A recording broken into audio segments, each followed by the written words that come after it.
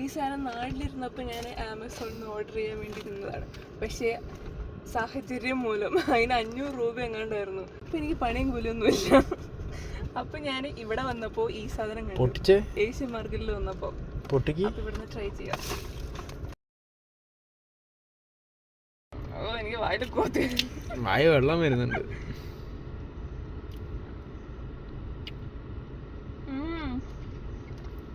പുളിയില്ല. പുളിയെന്ന് പറഞ്ഞ സംഭവമില്ല. ഇങ്ങനെയല്ല പുളിമുട്ടായി സാധാരണ.